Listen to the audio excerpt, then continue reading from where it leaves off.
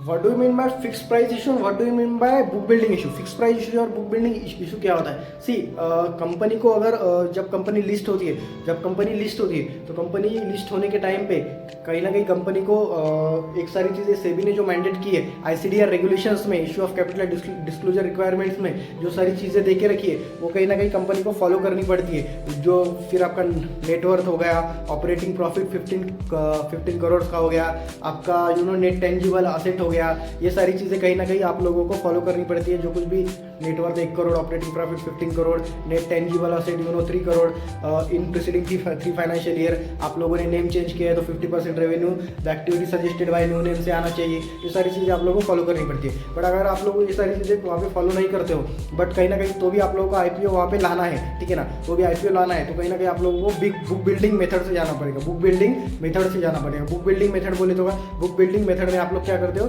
आप लोग price range देते हो। प्राइस रेंज, अगर मेरी कंपनी ने ये सारी कंडीशन फुलफिल नहीं की, मेरा नेटवर्थ 1 करोड़ का नहीं है, मेरा ऑपरेटिंग प्रॉफिट 15 करोड़ का नहीं है, मेरे कंपनी ने लास्ट ईयर में नेम चेंज किया था बट 50% से कम रेवेन्यू न्यू नेम जो एक्टिविटी सजेस्ट करती है उससे आया है, ये सारी चीज़ें, नेट टेंजिबल असेट 3 करोड़ से कम है, कहीं ना कहीं मैं लॉ के हिसाब से, रूल के हिसाब से, सेबी के हिसाब से वहाँ पे आईपीओ नहीं ला सकता, इनिशियल पब्लिक ऑफर, ये सारी चीज़ें। बट मुझे आईपीओ तो लाना है, तो मैं क्या करूँगा, मैं फिर बुक बिल्डिंग के लिए जाऊँ। बुक बिल्डिंग में क्या होगा, बुक बिल्डिंग में मुझे ये सारी कंडीशन फुलफिल करने की कोई ज़रूरत नहीं है। मैं ये without fulfilling the above mention condition described in the ICDR 2018 मैं क्या कर सकता हूँ, वहाँ पे आईपीओ वहाँ पे डेफिनेटली ला सकता हूँ। तो किस तरीके से ला सकते हो, तो मुझे वहाँ पे प्राइस बैंड लेना पड़ेगा कि मेरी कंपनी का शेयर अगर आप लोगों को लेना है तो 400 से 450, 400 से 450 एक मैं वहाँ पे बिड रेंज देता हूँ। इसमें वहाँ पे लोगों को बोलता हूँ कि आप लोग वहाँ पे शेयर्स के लिए अप्लाई कीजिए।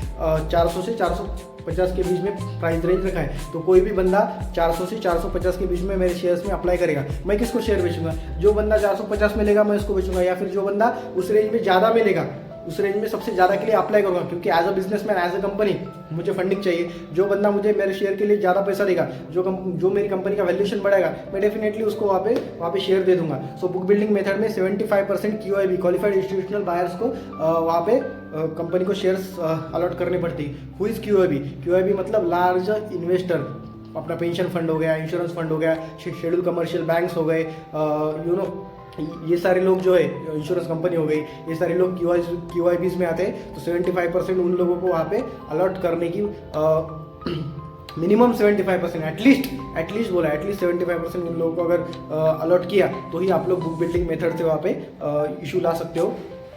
अगर आप लोगों ने उतना उनको अलॉट नहीं किया, QIB को 75% अलॉट नहीं किया, तो बुक बिल्डिंग मेथड से इशू लाना मुमकिन नहीं है, ठीक है। 75% उनको, 15% नॉन इंस्टीट्यूशनल इन्वेस्टर को, एंड देन 10% अपना रिटेल इंडिविजुअल इन्वेस्टर को आप लोगों को वहाँ पे अलॉट करना पड़ेगा। और देन आता है आपका fix price issue. Fix price issue मतलब फिक्स प्राइस में प्राइस फिक्स होता है कि भैया मेरे कंपनी का शेयर का प्राइस 500 है, आप लोगों को लेना है तो आप लोग 500 में अप्लाई कीजिए, 500 में अगर आप लोगों ने अप्लाई किया तो मैं आप लोगों को शेयर्स अलॉट करूंगा subject to the availability of shares. अगर इसके बारे में और भी जानकारी आप लोगों को चाहिए तो डेफिनेटली वहाँ पे बुक बिल्डिंग इशू या फिक्स प्राइस इशू करके वहाँ पे कमेंट कीजिए। मैं डेफिनेटली इसके बारे में सारी इन्फॉर्मेशन आप लोगों को प्रोवाइड करूंगा। Thank you so much guys, follow for more such updates.